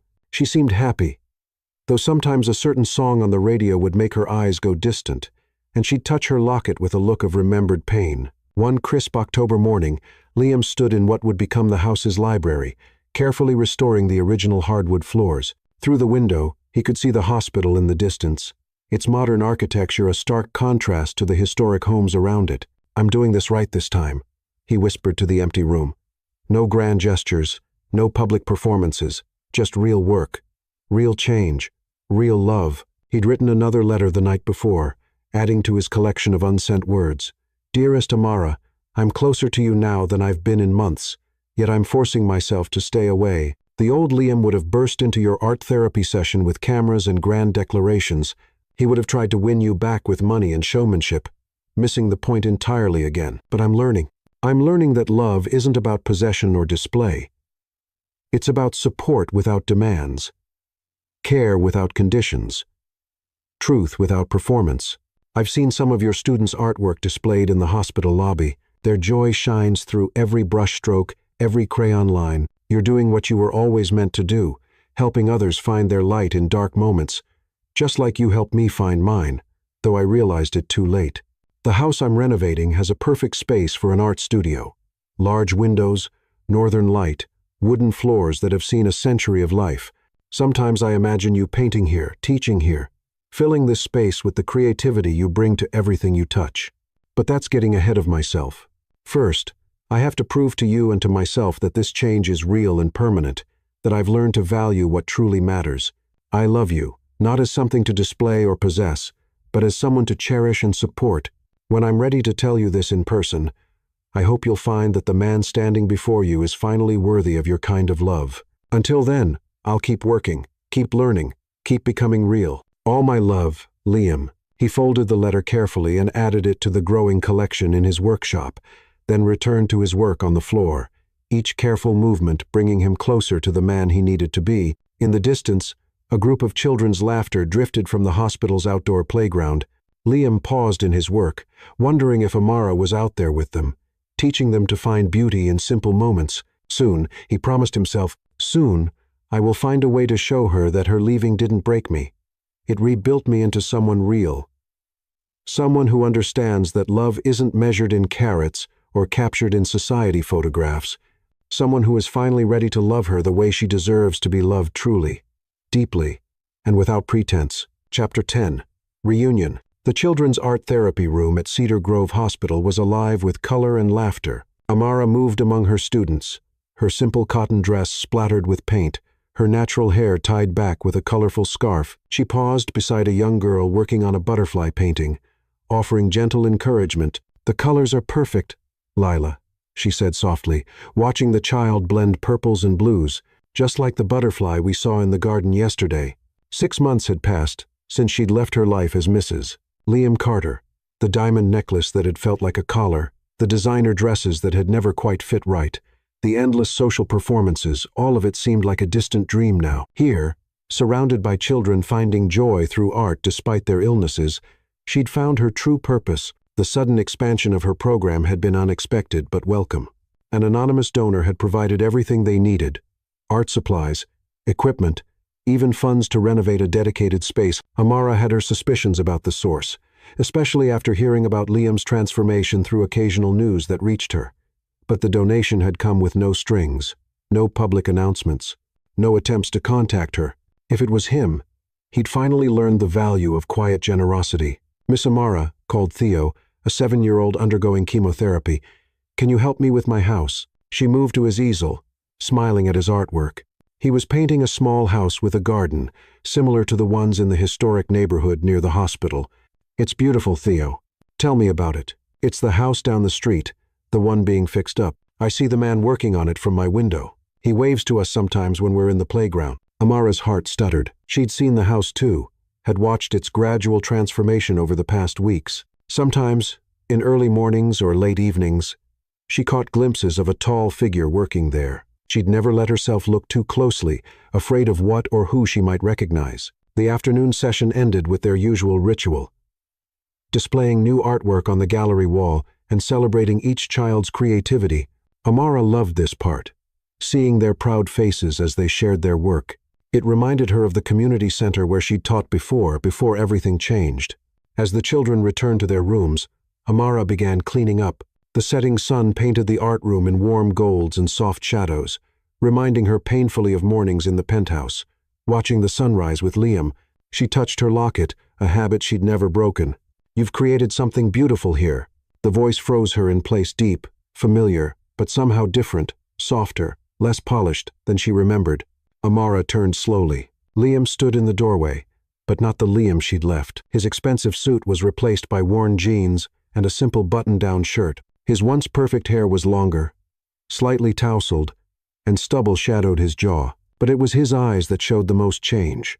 The careful mask of confidence was gone, replaced by something raw and real. "The children's artwork," he continued when she didn't speak. "It's incredible. They put their whole hearts into it." Amara set down the brushes she'd been cleaning. "Why are you here, Liam?" "Not to reclaim you," he said quickly. "Not to make grand gestures or try to buy back what we had. I'm here because—" He paused, running a hand through his hair, a nervous gesture the old Liam would never have allowed. "Because I finally understand what you tried to show me all along." "And what's that?" "That real value isn't in price tags or public perception. It's in moments like this. Children finding joy through art. People helping each other without expecting anything in return. Love that doesn't need to be displayed to be real." Amara studied him, noting the paint under his fingernails, the slight tan suggesting time spent working outdoors, the way he stood less rigid, more natural. "You've changed. I had to." He took a step into the room but kept his distance, respecting her space. "Losing you, it made me see how false my life had become. How I'd spent so long performing that I'd forgotten how to be genuine." "The anonymous donation," Amara said. "It wasn't a question." Liam nodded. "These children deserve a beautiful space to create in. You deserve the resources to teach them properly." But it wasn't about getting credit or making a show of generosity. "And the house Theo was painting? My home now, or it will be. Once the renovation is finished, I'm doing most of the work myself, learning as I go, making plenty of mistakes." He smiled slightly. The old Liam Carter would have hired the best contractors and had it done in a week. This Liam wants to create something real with his own hands. Amara turned to the window, looking out at the garden where she often took the children to draw. "Why here, Liam? Why Cedar Grove?" "Because you're here," he admitted softly. "Not to pressure you or try to win you back. Just to be close enough to prove that this change is real, that I've learned what matters." She felt him move closer, though he still kept a respectful distance. "I sold the diamond necklace," he continued. "Used the money to start an art therapy program at the community center where you used to teach. The vintage room is in storage. I couldn't bring myself to dismantle it completely. Too many real moments happened there." Amara touched her locket again, remembering their dance on their wedding night, the first time she'd seen the real Liam emerge from behind his careful facade. "I miss you," Liam said quietly. "Not the society wife I tried to make you into, but you, the woman who loves old movies and reads to sick children, who calls out pretense and values truth above appearance. I miss your laugh in the morning, the way you'd straighten my tie without thinking. How you made that massive penthouse feel like a real home." "Liam," Amara began, but he held up a hand. "I'm not asking for anything," he said quickly. I needed you to know that your leaving didn't break me. It rebuilt me into someone who finally understands what you tried to teach me all along." He turned to go, pausing at the door. "The house has a perfect space for an art studio," he said softly. "Large windows, northern light. I find myself imagining you teaching there, creating there." But that's getting ahead of myself. First, I have to prove to you and to myself that this change is permanent, that I've learned to value what truly matters. Amara watched him walk away, her heart thundering in her chest. Through the window, she could see the house he'd mentioned, its gradual transformation mirroring his own. She'd watched from a distance as windows were replaced, walls were repaired, gardens were planted, all done slowly, carefully, with attention to detail rather than speed of completion. Later that night, in her small apartment overlooking the hospital gardens, Amara pulled out her journal. She'd been writing to Liam too, letters she'd never sent. Dear Liam, I saw you today, finally. After all these months, not the Liam Carter I left, but someone new, or perhaps someone who was always there, hidden beneath the performance. Your hands have calluses now. Your clothes are worn from real work. Your smile isn't practiced anymore. It reaches your eyes in a way it never did at those society events. The anonymous donation, that's what told me you'd really changed. The old Liam would have made it a media event, would have expected praise and recognition. But you did it quietly, simply because it was needed. I watch you sometimes, working on that house. You wave to the children in the playground. Take time to show them your tools, explain what you're doing. You're building something real, both in that house and in yourself. Part of me wants to run again, to protect my heart from hoping. But another part remembers the man who created a vintage room because I mentioned loving old movies once, the man who cooked breakfast and remembered how I take my tea. Maybe that man and this new version of you, maybe they're finally the same person. I don't know what happens next, but for the first time since I left, I'm curious to find out. Love, Amara. She sealed the letter with others she'd written over the months, each one tracking her own journey of healing and growth. Outside her window, the lights of Cedar Grove twinkled like earthbound stars. In the distance, she could see a single light burning in Liam's house, his workshop. She knew from watching. He often worked late into the night, creating something real with his own hands. Tomorrow, she'd see him again at the hospital. He'd been coming regularly now, not to see her, but to help with the children's art sessions. The kids adored him, especially when he told them stories about the house he was fixing up. He never pushed for more, never tried to reclaim what they'd lost. Instead, he simply existed in her orbit, proving through actions rather than words that his change was genuine. Amara touched her locket, opening it to look at her parents' smiling faces. What do you think? She whispered. Has he really changed? Has he finally learned that love isn't something to display but something to live? The photos couldn't answer, of course, but as she got ready for bed, Amara found herself humming the song they'd danced to in the vintage room. For the first time since leaving, the memory didn't hurt. Instead, it felt like a promise of something new, something real, waiting to be discovered. Chapter 11. The Party. The Cedar Grove Children's Hospital had never seen an event quite like this. The newly renovated art therapy wing was transformed, but not with the expensive decorations and elaborate displays that had characterized Liam's previous parties. Instead, the space was filled with children's artwork, hung with care and lit to showcase each piece's unique beauty. String lights twinkled softly overhead, creating a warm, intimate atmosphere. Local musicians played gentle acoustic music in the corner, their sound mixing with the happy chatter of guests. The catering came from small local restaurants, comfort food, served on mismatched vintage plates that reminded Amara of their wedding night in the vintage room. Liam stood at the podium, looking both familiar and strange to Amara. He wore a simple dark suit, no tie. His longer hair slightly tousled. Gone was the perfectly polished business titan. In his place stood a man who had learned the value of authenticity. "Welcome," he began, his voice carrying none of its old practiced smoothness. "This isn't the kind of party I used to throw. There are no diamond displays, no champagne fountains, no press releases about charitable giving." He smiled, and Amara's heart caught at how genuine it looked. "Instead, we're here to celebrate something real. The creativity and courage of these amazing children and the power of art to heal." Amara watched from the back of the room, where she stood with her students. Theo clutched her hand excitedly, proud to see his butterfly painting prominently displayed. The other children fidgeted in their party clothes, eager to show their families their artwork. 6 months ago, Liam continued, I knew nothing about art therapy. I knew nothing about real value or genuine connection.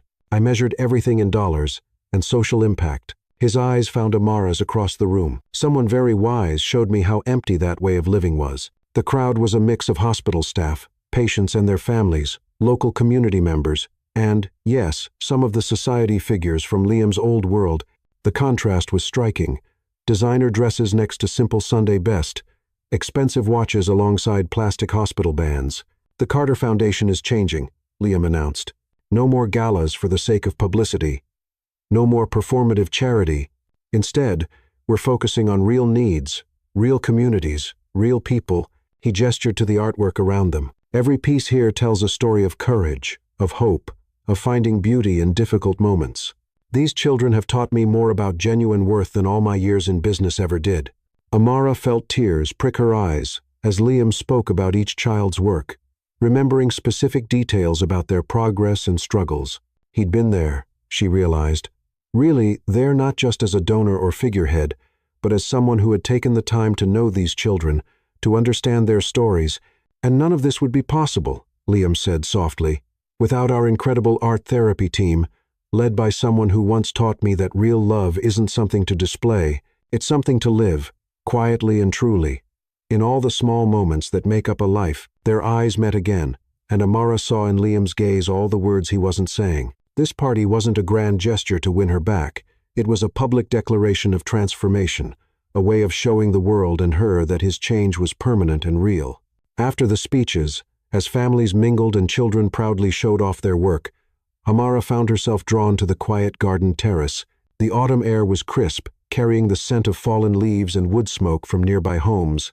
"You did all this for them," she said as Liam joined her, keeping a respectful distance. "Not for show. Not for publicity. I did it because it matters," he replied simply. "Because art saved these kids' spirits, while medicine saved their bodies. Because you showed me that real value isn't in price tags or social standing." Amara touched her locket, a gesture Liam remembered well. The Liam Carter one married would have made this a media circus. "The Liam Carter you married was a carefully constructed facade." He moved to the terrace railing, looking out over the hospital gardens. "I'm not that man anymore. I'm not sure I ever really was." "Then who are you?" Liam turned to her, and in the soft garden lights, Amara saw every change these months had wrought, not just in his appearance, but in his soul. "I'm someone who finally understands what you tried to show me all along, that real love, real value, real life they're found in quiet moments and genuine connections, not in public displays and society photographs." Inside, Theo's laughter rang out as he showed his grandmother his artwork. The sound carried to the terrace, reminding them both of what really mattered. "The house is almost finished," Liam said softly. "I left the art studio for last. Wanted to make sure everything was perfect. The light, the space, the feeling." "Liam, I'm not asking for anything," he assured her quickly. I want you to know that everything I've done the house, the foundation changes. This party, it wasn't about winning you back. It was about becoming someone real. Someone worthy of the kind of love you showed me was possible." Amara studied him in the gathering dusk. "And if I never come back, then I'll still be grateful," he said simply. "Because losing you taught me how to be genuine, how to value what truly matters, how to love without trying to possess or display." They stood in comfortable silence, listening to the party inside. Finally, Amara spoke. "I wrote you letters too," she admitted. "Never sent them. But I wrote about watching you work on the house, about seeing you with the children, about noticing all the ways you've changed. I have a collection of unsent letters myself." Liam smiled. "They track my journey from the man you left to whoever I am now." "And who is that?" Liam considered the question carefully. "Someone who's learned that the most valuable things in life can't be bought or shown off. Someone who wants to build something real with his hands, with his heart, with his life." Inside, the music changed to a familiar tune, "The Way You Look Tonight," the same song they'd danced to in the vintage room on their wedding night. Amara felt tears prick her eyes at the memory. "I kept it all," Liam said softly. "The vintage room, packed carefully in storage. Not because I expect to recreate that moment, but because it was the first real thing between us. The first time I did something purely to make you happy, not to show off or impress." Amara touched his arm gently, their first physical contact since his return. "Dance with me." Liam's eyes widened in surprise, but he took her hand carefully, as if she might disappear at any moment. They moved together on the terrace, their steps falling into familiar patterns. But this wasn't like their practiced wedding dance or even their first real dance in the vintage room. This was something new, something genuine and unplanned. "I'm still afraid," Amara whispered against his shoulder, "of hoping, of believing this change is real, of falling in love with you again." Liam's arms tightened slightly around her. "I'm afraid too," he admitted. "Afraid I'll fall back into old habits. Afraid I'll never be worthy of your kind of love. Afraid this moment will end and you'll walk away again." Amara lifted her head to look at him. The old Liam Carter would never have admitted to being afraid of anything. The old Liam Carter was a fool who lost the most precious thing in his life because he couldn't stop performing.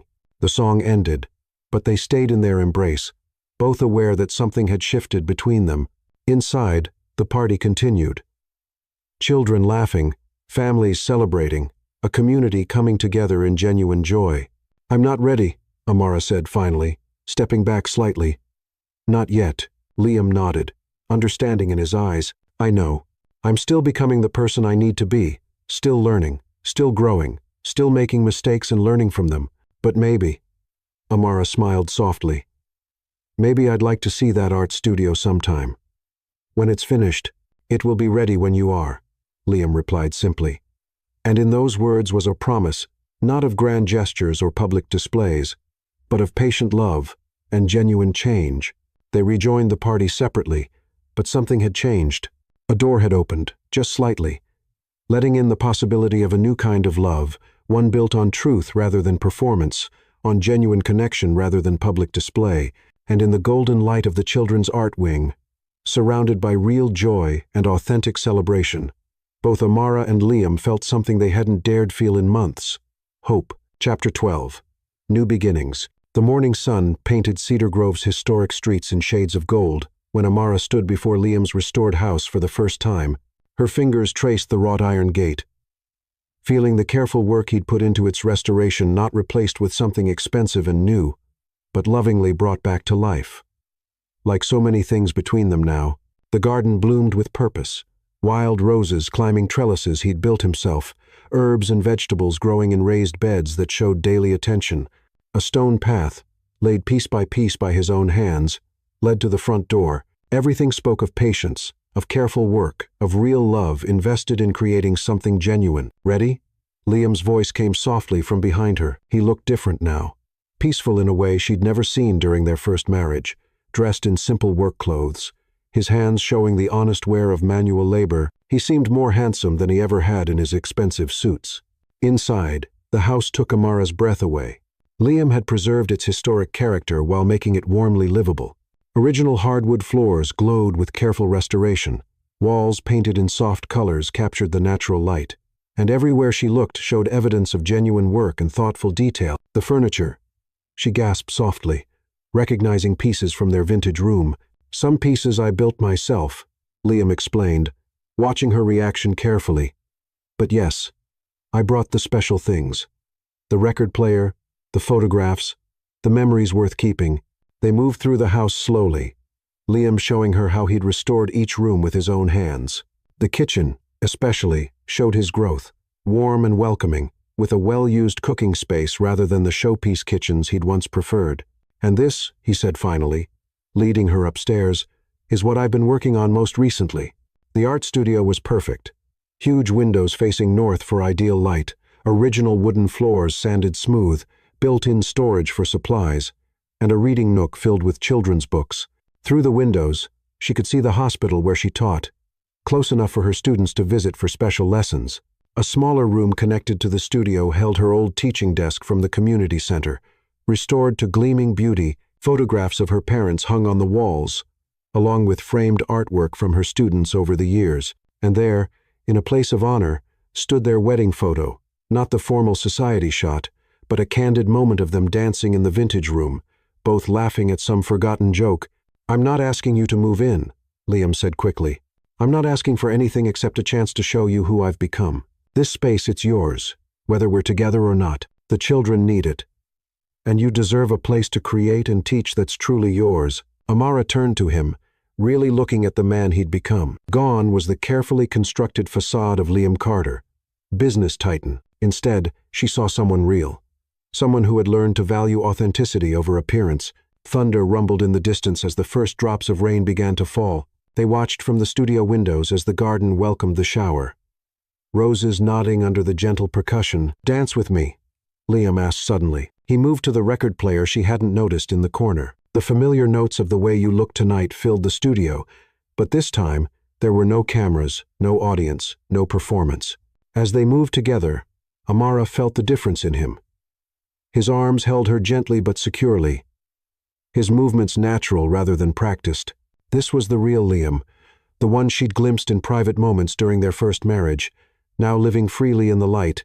"I love you," he said softly against her hair, not as something to possess or display, but as someone to cherish and support, someone who taught me the value of being genuine. Amara lifted her head to look at him, seeing the truth in his eyes. "I love you too," she whispered, "the real you, the one who builds houses and gardens, who remembers children's names and stories, who finally understands that love isn't measured in carats or captured in society photographs." Their kiss was nothing like the practiced moments of their first marriage. It was real, unplanned, perfect in its authenticity. When they parted, the rain had intensified outside, creating a cozy intimacy in the studio. "Move in with me," Liam said softly, "not because we're under contract or for any public reason. Move in because we've both learned how to be real, how to love genuinely, how to build something true together." Later that evening, as the rain continued its gentle symphony, they sat in the window seat of the studio, Amara's head resting against Liam's chest, his arms wrapped securely around her. Below, in the garden, the roses he had planted swayed in the wind, not perfect hothouse blooms, but real flowers that had fought through adversity to bloom. "Tell me something real," Amara murmured, echoing their old game. Liam was quiet for a moment, his fingers playing with her hair. "I kept everything you left behind in the penthouse," he admitted. "Not the designer clothes or jewelry, I donated those, but the small things. Your paperbacks with dog-eared corners, the throw your neighbor knitted, the mug you used every morning. I couldn't let go of the real pieces of you." Outside, the rain began to ease, and a rainbow appeared over Cedar Grove. In the distance, the hospital where their new story had begun glowed softly in the emerging sunlight. Soon, children would come to this studio to create and heal, their laughter filling the spaces Liam had built with such care. But for now, in this quiet moment, as day turned to evening, two people who had found their way back to each other held on tight, knowing that their greatest adventure wasn't in grand gestures or public displays, but in the simple, profound act of being real together. Their story had come full circle, not to where it began, but to where it was always meant to be, in a house built by honest hands, in a love grown from genuine hearts. Amara and Liam had finally found their truth, that real love isn't something to show off. It's something to cherish, quietly, completely, and forever.